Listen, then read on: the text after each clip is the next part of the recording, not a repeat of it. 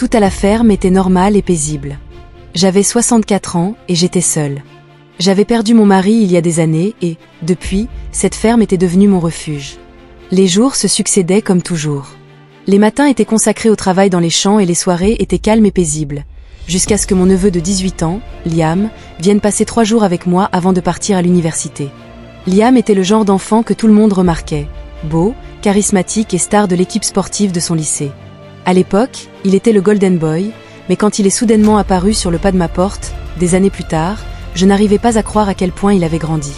Ce garçon aux yeux innocents et à l'énergie inépuisable avait disparu, remplacé par un homme que je reconnaissais à peine. J'espérais une nuit tranquille, mais le vent s'est mis à hurler dehors. Peu de temps après, des bruits étranges provenaient des chevaux dans la grange. On aurait dit qu'une tempête se préparait, une tempête qui allait engloutir toute la nuit. J'ai essayé de fermer les yeux et de me rendormir, mais je n'y parvenais pas. Le malaise dans l'air s'est glissé sur moi comme une ombre, me rendant agitée. Quelques minutes plus tard, les chevaux sont devenus plus bruyants, leurs mouvements frénétiques résonnaient dans la nuit. Je me suis levée et me suis dirigée vers la fenêtre, enfilant ma chemise de nuit sans même prendre la peine de mettre un manteau.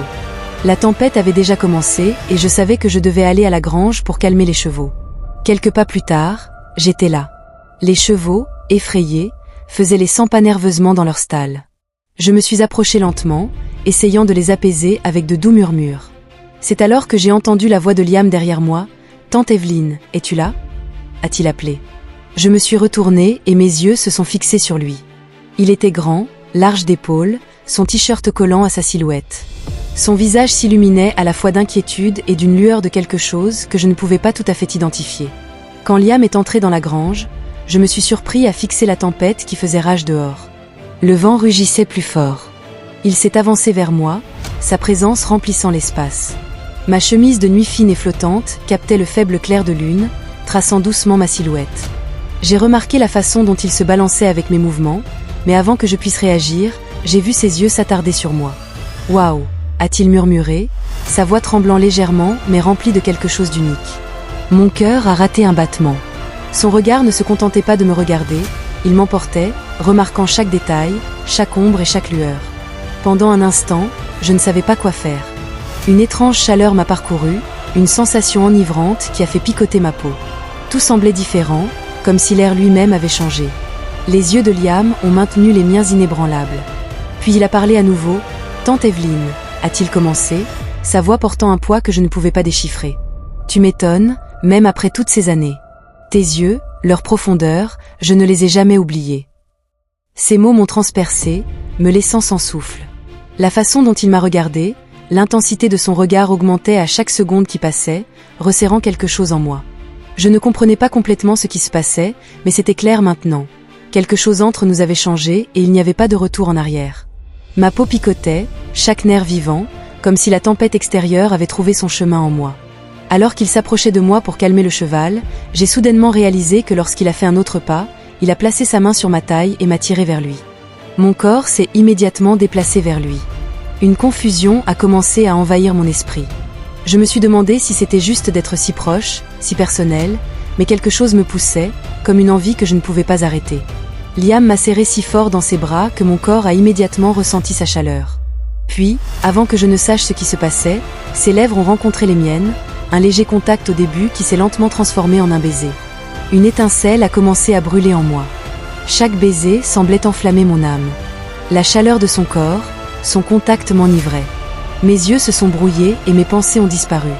Les mains de Liam sentaient mon corps me tirer plus près et je l'embrassais en retour. Mon cœur battait la chamade. Tout mon corps se pressait contre lui.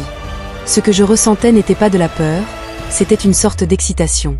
Mais en même temps, il y avait une confusion en moi que je ne comprenais pas. Je me perdais, ne sachant pas quoi faire. Tous les contours de mon corps prenaient forme dans ses mains. À chaque baiser, tous les murs en moi s'effondraient, s'effondrant encore plus à mesure que Liam se rapprochait de moi. La distance entre nous disparaissait, et maintenant tout semblait fusionner en un seul. Les mains de Liam s'enroulaient autour de ma taille, la chaleur enveloppait mon âme. Mes pas commençaient à reculer. Le tissu fin de ma chemise de nuit tirait doucement à chaque mouvement. J'ai entendu un bruit de déchirure alors que les bords fins du tissu glissaient de mon corps. Ma peau nue est entrée en contact avec l'air froid de la grange, mais je pouvais sentir à quel point mon corps était chaud.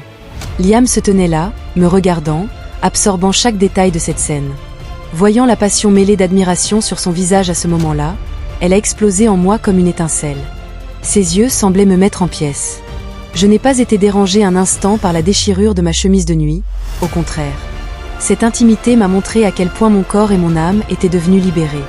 Liam a fait un autre pas en avant et s'est agenouillé à côté de moi, inclinant la tête et captant à nouveau mon regard. Ses lèvres sont descendues sur mon corps que j'ai posé sur une poignée de paille avant qu'il ne m'embrasse une fois de plus.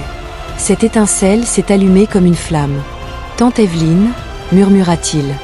La profondeur et l'intensité émotionnelle de sa voix m'enivraient encore plus. « Liam » ai-je réussi à dire, mais ma voix tremblait, comme si chaque mot reflétait une lutte intérieure à côté de moi. Chaque partie scintillante de mon corps me poussait vers lui. À ce moment-là, j'ai eu le sentiment que tout allait bien quand son baiser enveloppa à nouveau mes lèvres. Le monde entier devint silencieux. Le baiser de Liam, alors qu'il m'embrassait allongé sur le foin, rendit tout plus profond, lentement, délicatement mais fermement. Nous nous rapprochâmes de plus en plus, avec la légère odeur du foin et le vent de la nuit se mêlant. Mon cœur et mon corps ne firent plus qu'un, alors que nous faisions un pas de plus. Qu'est-ce qui m'attirait tant, qui m'affectait tant? Est-ce que je voulais juste vivre l'instant présent? Mais tout ce que je ressentais était de la passion et du désir.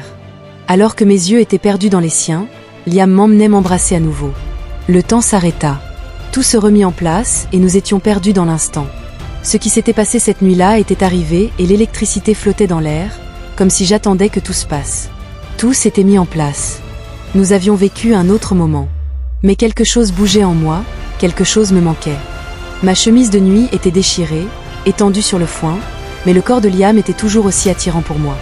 Je ne comprends vraiment pas comment tu peux être si belle, tante Evelyne, dit Liam en passant ses mains le long de ma taille.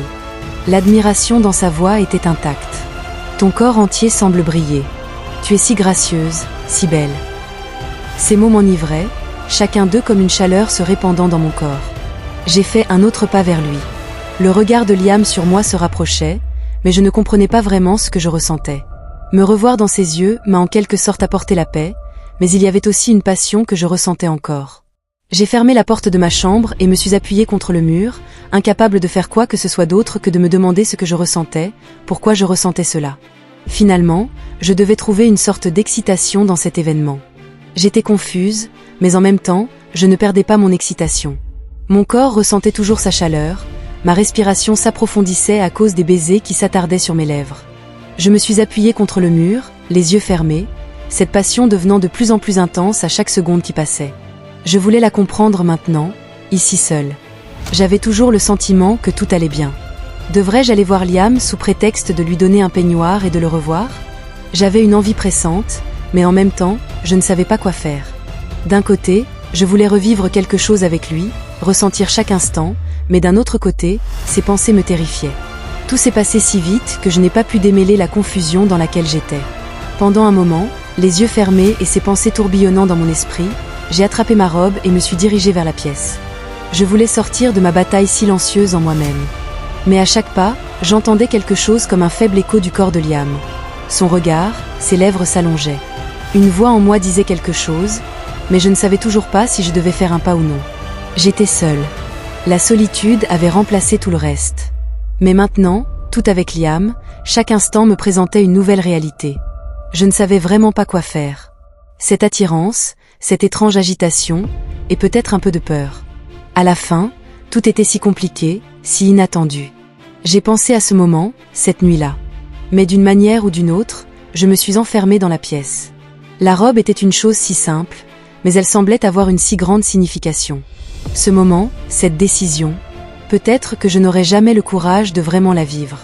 Je me demandais juste comment ma solitude avait pris une telle forme et comment tout avec Liam m'avait autant surprise.